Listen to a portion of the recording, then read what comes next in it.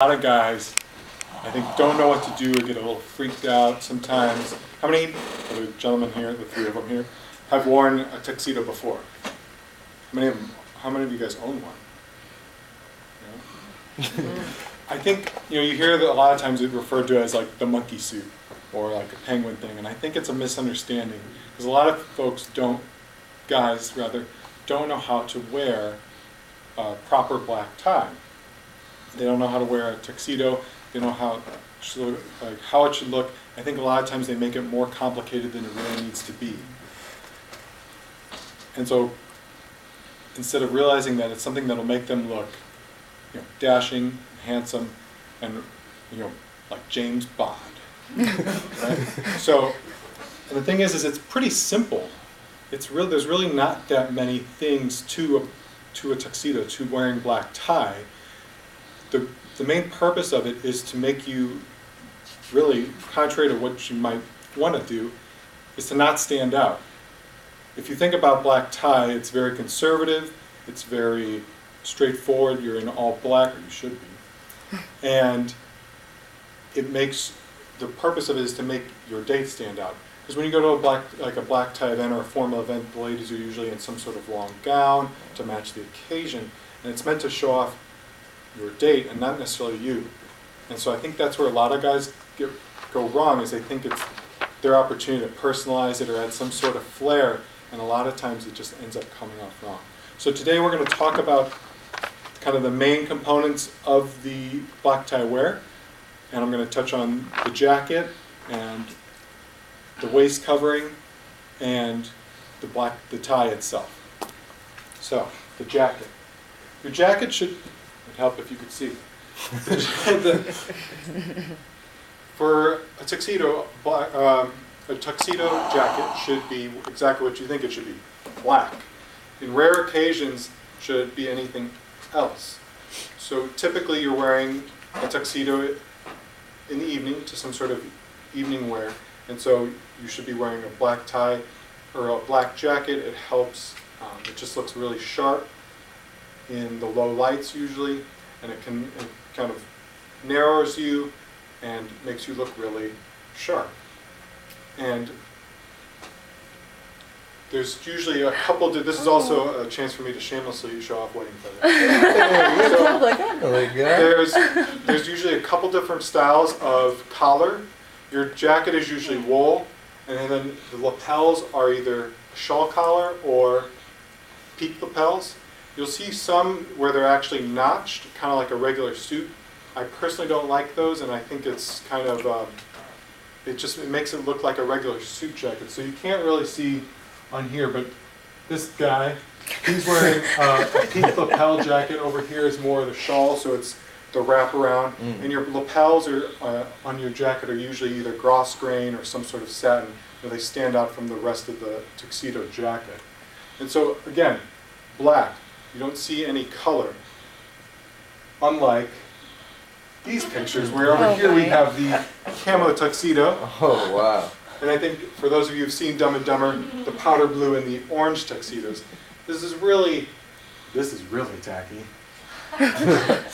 So I hope no one has one. But it defeats the whole purpose. It's gaudy, it's flashy, and that's not the purpose of black tie. It's not the purpose of a tuxedo. It's to be conservative and to not stand out. There are rare occasions when color would be appropriate. One would be in warmer climates. You can wear the white dinner jacket you've probably seen before. If it's an event before, technically speaking, if it's an event before the evening, like before 6, you're supposed to wear what they call morning dress, which is more gray and has big lapels, and that's for another presentation, I'm afraid.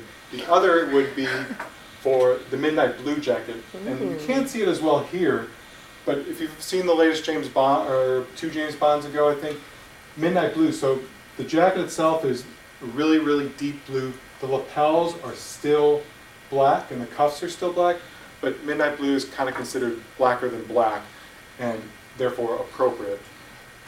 So let's talk about waist covering. So waist covering, there's basically 2 options. You have the cummerbund, and you have a waistcoat. What a lot of tuxedo places do, or for men's formal wear now, is you see more vest, and it kind of comes up really high, but a true waistcoat should come down.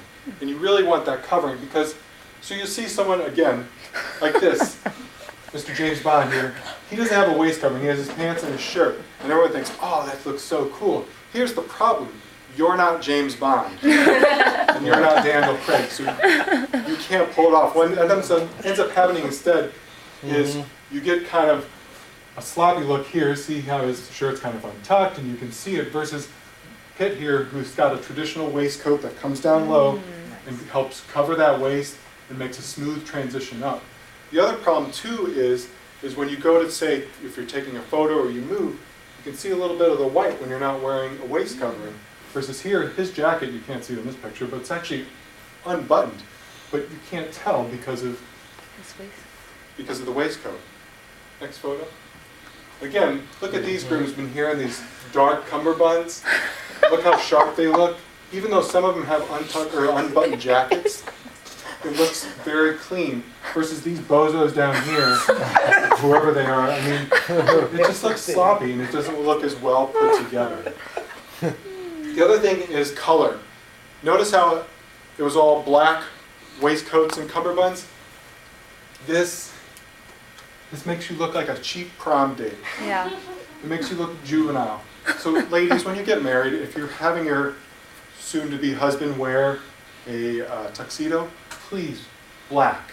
Or if you do go with some sort of color, make it something very, very conservative and surrounded by black. Frankly, I don't even like this guy's red thing that he's got going on, besides the fact that his waistcoat is, well, vest, buttoned up almost to his chin. But it doesn't look good. Again, here's a wedding party though. This is a timeless picture that will be remembered forever, versus other ones where you have the light blue. It just looks silly. When you look years from now back at the photos, you'll go, what were we wearing? Versus this, you'll go, that looks really sharp. Yeah. So finally, the bow tie. Bow tie should always be black. Always be black. You don't want to run the risk of wearing a red bow tie and end up looking like a waiter. I know a lot of guys these days like to wear like the Euro tie with their tuxedo, but it just makes it look like a regular suit jacket. Right. Versus Al over here, he's got his bow tie on. The other thing that you see sometimes is the white bow tie. Technically speaking, a white bow tie is only for white tie events. So, which are things like if you're going to the White House maybe for some annual ball or the Queen's coronation, which I don't think anyone's going to anytime soon. So you have no business wearing a white tie. So again, a classic black tie, you should have a black tie, the peak lapels, dark jacket, and a waist covering. And again, you can notice you can't see any sort of white showing. That's really what you should go for. There's, of course, other things we can talk about, like shirts and shoes and things, but these are the main elements that I feel like a lot of guys get wrong, but they're really easy to do. And here's the thing, you won't stand out, but that's the point. And in fact, by not standing out, you will stand out. You look really, really sharp. So I would encourage you to look into that and really stick to the conservative dress when it comes to black tie.